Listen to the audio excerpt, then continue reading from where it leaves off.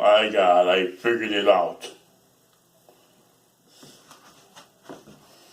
Ann Regazzi,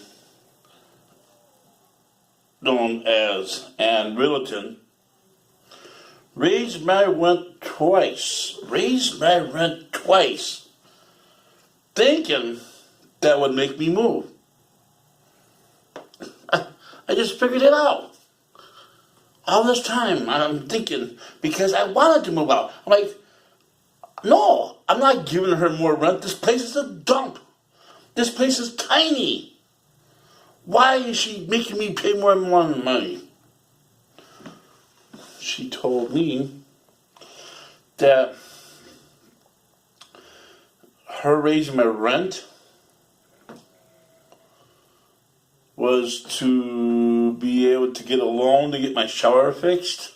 So she kind of tricked me, thinking, okay, she's going to get a loan. She says in order for her to get a loan, she had to raise my rent as a higher income, so she could get the loan. Y'all notice this? This lights, sliding, getting brighter and dimmer. Is it the spirits? Is it the spirits? But yeah, she raised my rent twice. It was $3.25 a month, heat included. And then, right away, she made me pay extra for the heat. It was heat included, $3.25 a month, heat included. That really bothered her. Oh, God, that really bothered her. And then it bothered her about the snow and the grass. See, that was not my responsibility. When I first moved there, that was not my responsibility. My responsibility was to pay my rent. That's it. When she bought the damn place, she changed everything. She became evil. She wrote out a whole 3-page rules and regulation thing that this is the way it's going to be from now on. And she had me all set up from the beginning.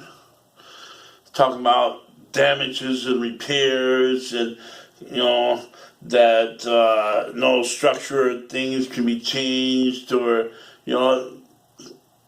and about the grass and paying for the gas. Even the judge told her she should not have been allowed to even charge me for the gas when I don't have a meter tell me how much I'm using.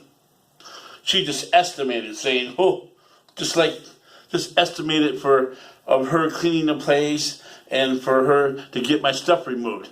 Estimated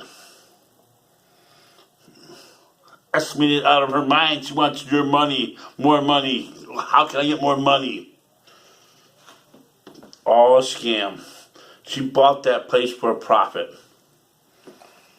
That's it. Because I'm just laying in bed there thinking, here she is garnishing my paycheck, 20%. So that's $200 a month, a week, a paycheck. That's $400 a month. That's like her getting my rent. Again, free money. So now she's like getting money from me for nothing. So it's like, yeah, he's still living here.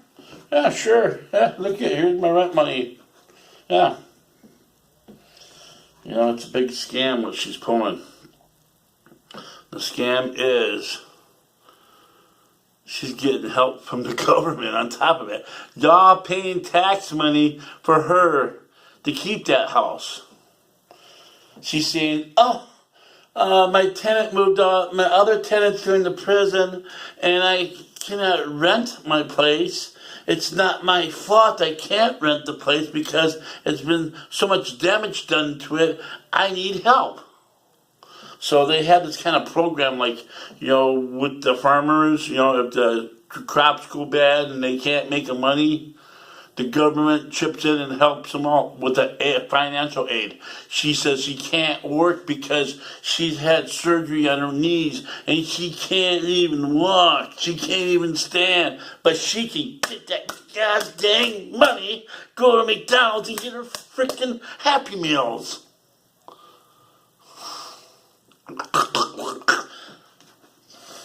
Just getting wider and wider.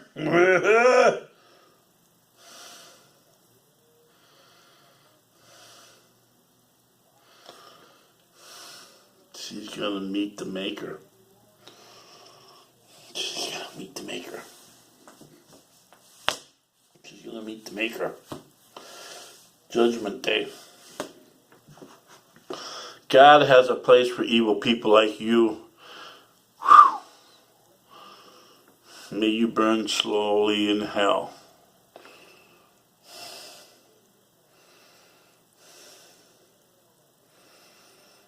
Everybody that lived downstairs from me left all their crap there.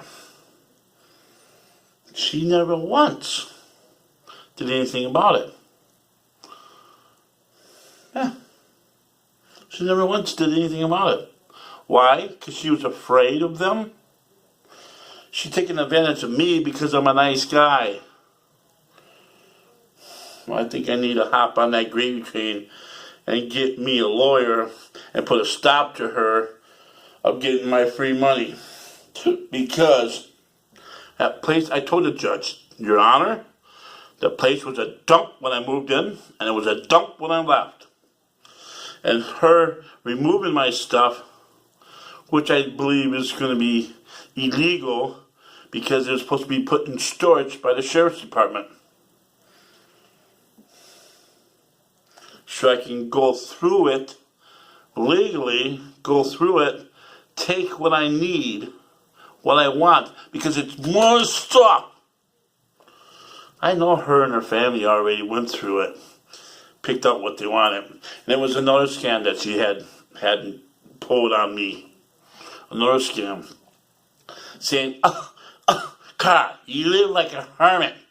You need to get new furniture, because when I have people coming through here to look at the place, they don't need to be seeing someone living here like a hermit. They're not going to want to buy the place if you're living here like a hermit. Because if you want to continue living here, you need to upgrade your stuff. You need to get rid of this junk and upgrade to better. Buy some nice stuff, Carl. You got a good paying job. You can afford it. So I went and got a $12,000 loan, took all my stuff, and I had the attic cleaned out, which I paid for to get cleaned out, the insulation of that, and put my stuff in the attic and got all new furniture.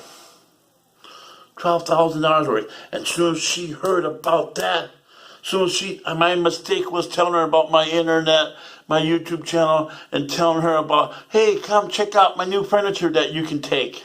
Because right after that, she gave me the eviction notice. She evicted me, knowing, where is he going to go? I could just claim all his stuff and he won't have nothing. And then later on, I could turn around and sue him for damages of the toilet leaking and damages for what happened downstairs with the water leaking. And then I can sue him for cleaning the place because the place is a mess. From the beginning, it was totally disgusting when I moved in.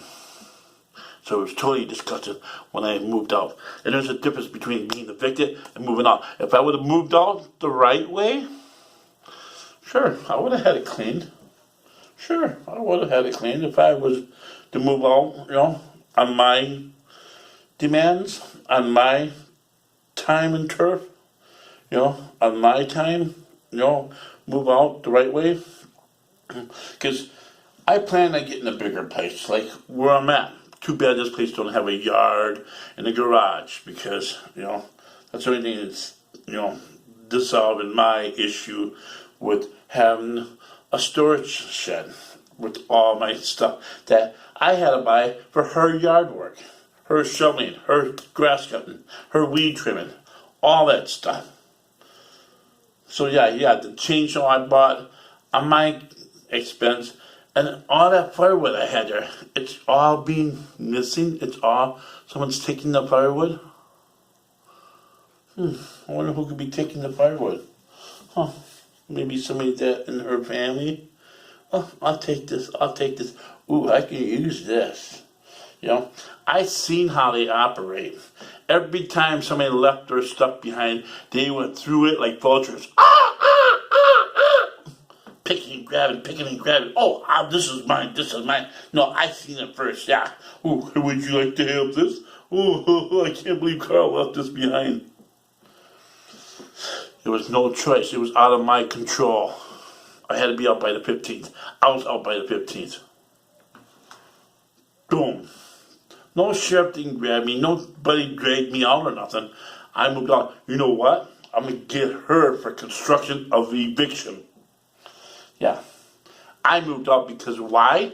Why did I move out? Because she refused to fix the shower. She refused to fix the roof. She refused to get rid of the mold. She refused to fix the floor of the toilet leaking.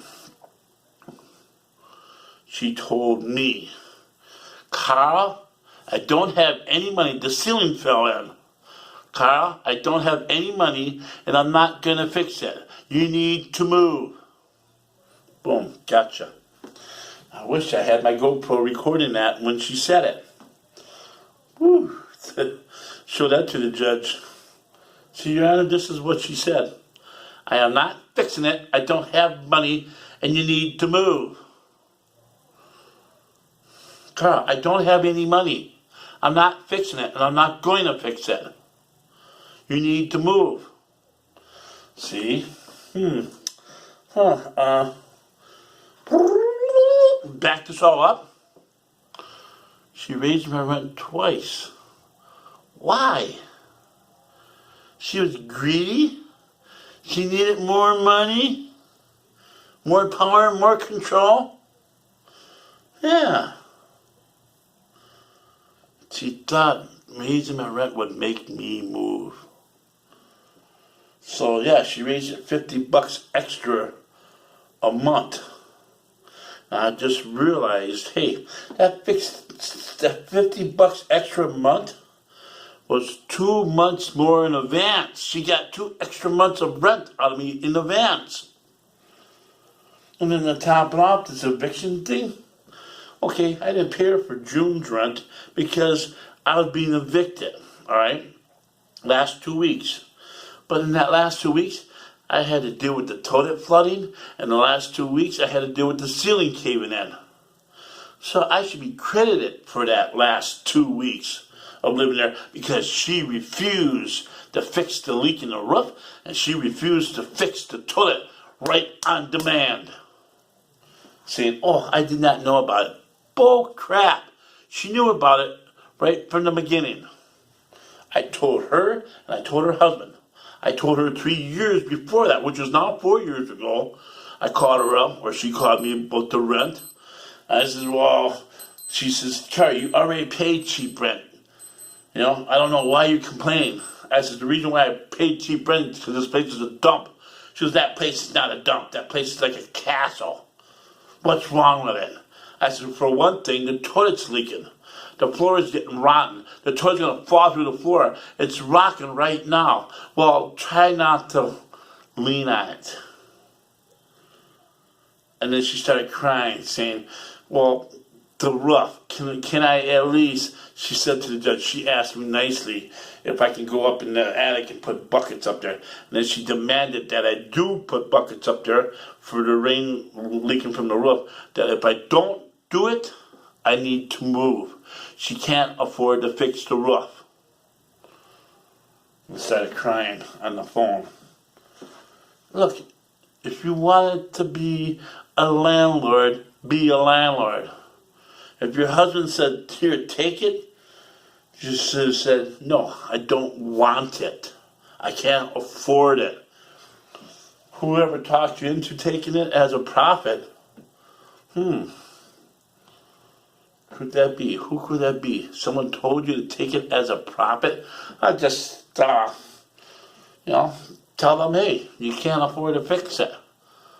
And if they don't like it, they can just move. See, I got you right there. And that is called construction of eviction. YouTube call, can subscribe. That's it. Yeah, he didn't see you in the long run. Bye.